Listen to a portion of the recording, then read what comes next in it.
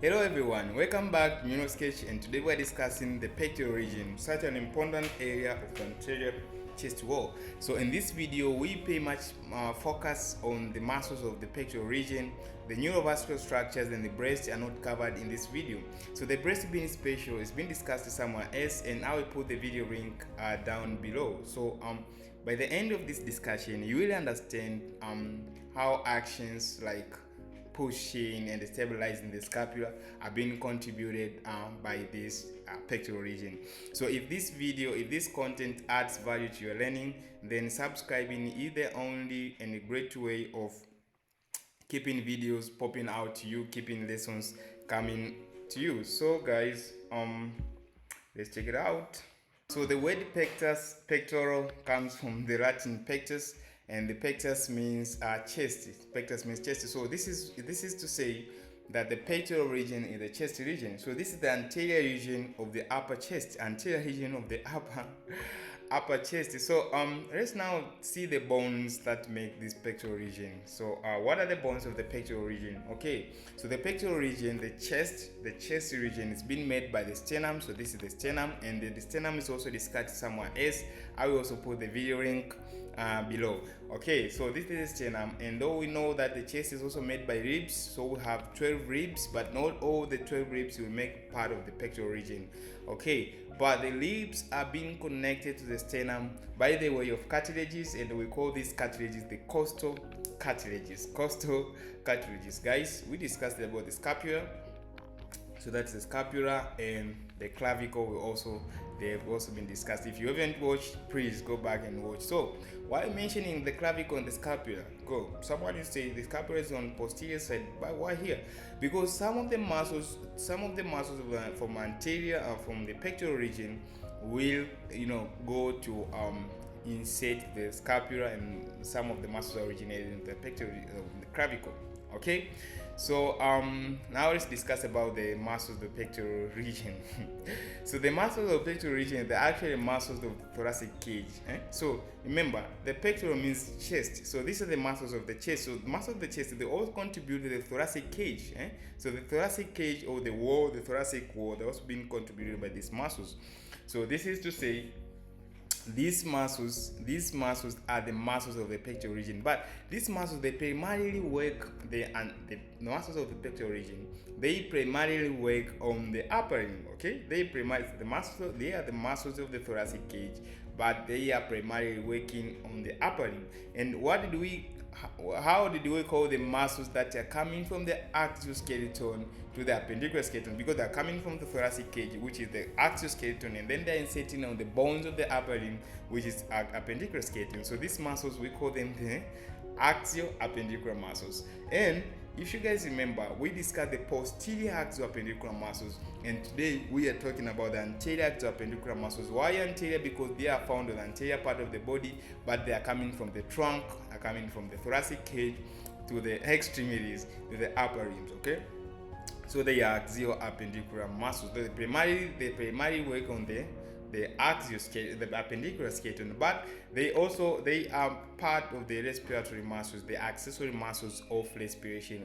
I know respiration means nothing to you at this point, the mechanism of respiration, but once we do the mechanism of respiration, you will understand why we see these muscles. They contribute to the action of the respiratory movements. Actually, they are helping the moving the ribs, the thoracic cage. Okay, so the muscles of the pectoral region are also called the anterior axio-appendicular muscles. Anterior axio-appendicular muscles. You guys remember the posterior axio-appendicular muscles. But what are these muscles? So we have the pectoralis major, the pectoralis minor, the serratus anterior, and the subclavius serratus. So subclavius muscle. So we discuss each one in turn, so we are starting with the pectoralis major muscle. Guys, remember, what is the meaning of pectoral? Pectoral means chest, and major, big. So the pectoralis major is the biggest muscle of the anterior chest wall. Okay, the biggest muscle. Pectoralis chest, major, big. Okay, so this is the pectoralis major muscle. Actually, the pectoralis major muscle is being covered by a fascia, by a thin layer of membrane, which is known as the fascia, but it's the big fascia, the deep fascia of the pectoral region. So it is known as the pectoral the pectoral fascia. It is not the pectoral fascia. Okay, so this is the pectoralis major muscle, and remember, this is the pectoralis major, this is the deltoid muscle. So we discussed the deltoid muscle somewhere else. Please, I mean, this is continuation, guys. It's like a series, eh? So if you missed the previous part, it's hard for you to understand the next part. Okay, so we have a junction, we have a groove between the deltoid and the pectoral, and the deltoid muscle and the pectoralis major muscle, and this groove we call the deltopectoral, the deltopectoral grooves. Okay, deltopectoral groove. It's actually, here is where the cephalic vein, you know, traversing. So the cephalic vein traverses deep, I mean, through the deltopectoral through the deltopectoral groove. So guys, what are the four important things about muscles? Origin, insertion, innervation, and action.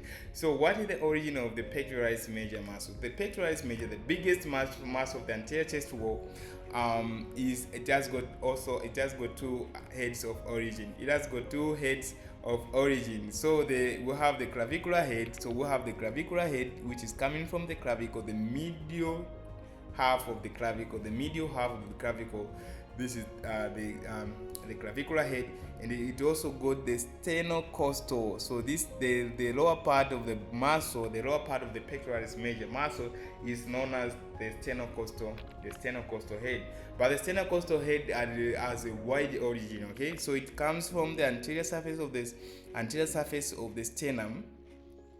Okay, the costal cartilages, they are the first 7 costal cartilages, and then it goes to the the sternal end of the 6th rib, and also part of the aponeurosis of external oblique muscle, external oblique muscle. So it has got a wide origin. So we have the clavicular head and the sternal head. The clavicular head is coming from the medial half of the clavicle, and then the sternocostal head is coming from the sternum, the parts of costal cartilages and ribs, and part of the of this fascia, which is known as the aponeurosis of the external oblique muscle. Then what about the insertion? Now guys, remember, a lady between two major. So the pectoralis major muscle will insert itself on the lateral lip of the intertubercular sulcus, and the mnemonic we said, a lady between two major. Okay, so what's about innervation? So it's being innervated by two nerves. So the pectoralis major muscle is being innervated by two nerves. The first one will be the medial pectoral nerve, and the second one will be the lateral pectoral nerve. So the medial pectoral nerve and the lateral pectoral nerve. Okay, so these are the nerves. So this is the lateral pectoral nerve, and this is the medial pectoral nerves. Okay, so we discussed these neurovascular structures. The nerves of the pectoral region are discussed separately. I will share the video link. But remember, just to be sure that this is the lateral pectoral nerve, but it's actually medial to the medial pectoral nerve. In other words, the medial pectoral nerve is on the lateral side, but the lateral pectoral nerve is on the medial side. So I will tell you later in that discussion that these nerves, they get these names from the origin. They are coming from the cord of the brachial plexus. So the lateral pectoral nerve is actually coming from the lateral cord of the brachial plexus, but the medial pectoral nerve is coming from the medial cord of the of the brachial plexus. So when they are coming here, the medial nerve is going to the lateral side, and the lateral pectoral nerve is coming to the medial side. Okay, so don't confuse. So we'll have two nerves, the medial pectoral nerve and the lateral pectoral nerve. I will emphasize it later in that discussion. So what are the actions of the pectoralis major muscle, guys?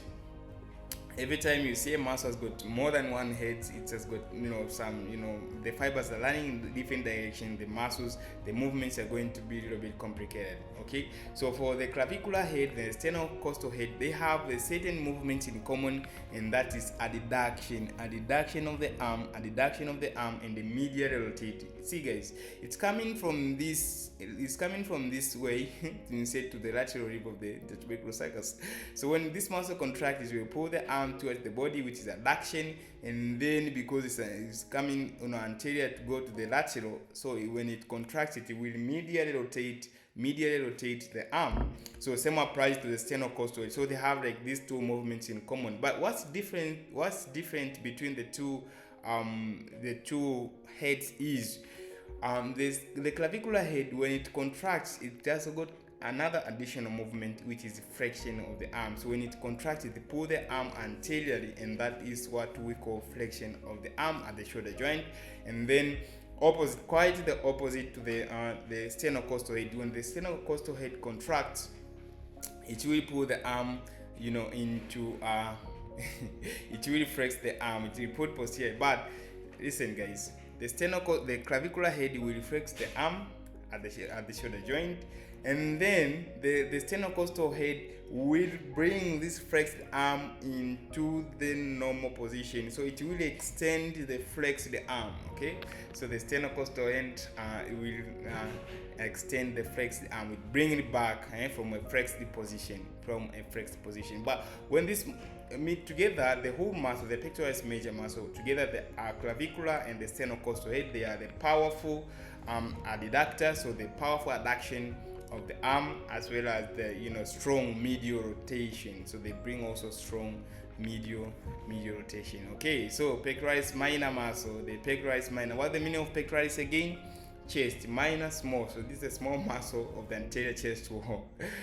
Okay, so this is what we call the pectoralis minor muscle. And the pectoralis minor muscle, as you can see, we have a axillary vein behind it. So and then we have we have a vein that is traveling through the rectopectoral groove. Then the vein, we call it the cephalic vein. So the cephalic vein, it is emptying, it is draining into the axillary vein just medial to the pectoralis minor muscle. So the cephalic vein is draining to the axillary vein just medial to the pectoralis minor muscle. But don't forget, guys, the pectoralis minor muscle was the muscle that was dividing the axillary artery into 3 parts. Okay, so that's another discussion. Go and watch it back. Okay, then so what are the 4 important things about muscles? Origin, insertion, innervation, and action. So where is the origin of the pectoralis minor muscle? Origin of the pectoralis minor. So it's coming from the ribs 3, 4, and 5, just near to the connection with the costal cartilage. So the 3rd, 5th through 5th ribs near the costal cartilages.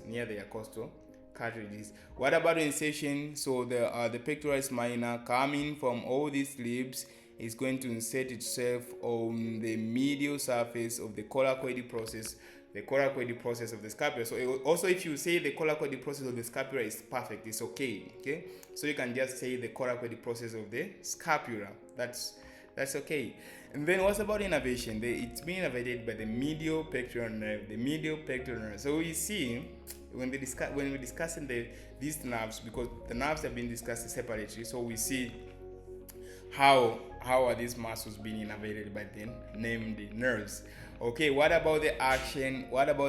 Guys? When the muscle contracts, it will pull the insertion towards the origin. The insertion, the coracoid process, will be pulled towards the chest. Okay, so it stabilizes the scapula by pulling the coracoid process, and it draws the scapula inferiorly against the chest wall, against the chest wall. So that is it on the pectoralis minor. So we are now moving to the serratus anterior. So what is the meaning of serratus?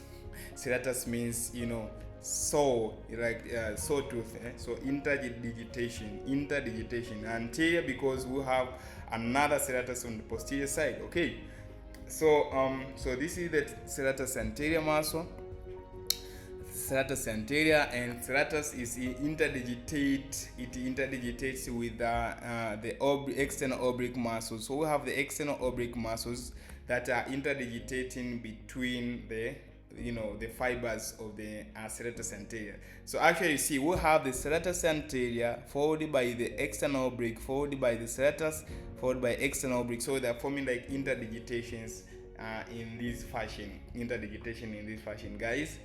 what are the four important. So this is how it is seen when you are moving other muscles, the the pectoralis major and minor muscles. This is how it is seen.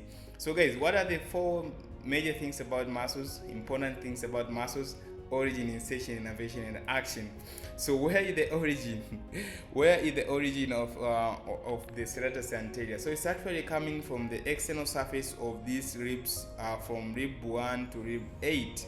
So the external surfaces of the lateral parts of the first through the 8th ribs. Okay.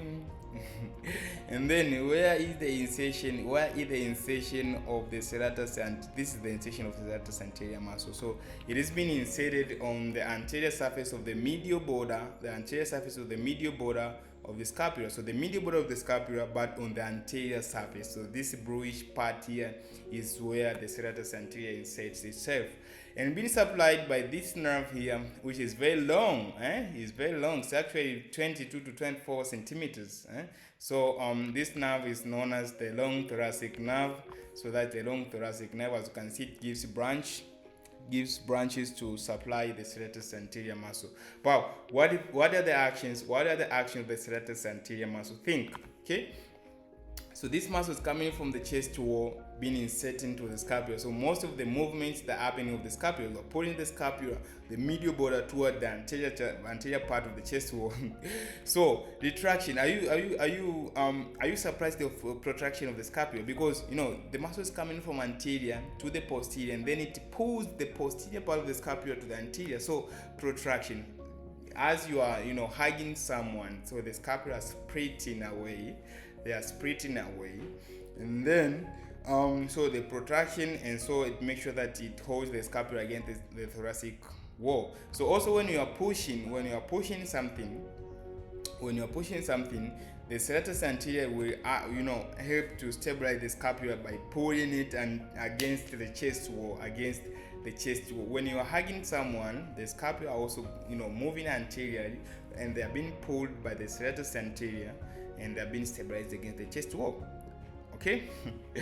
And then we know that it also rotates. So these are the movements I'm talking about. So it also rotates the glenoid cavity upward.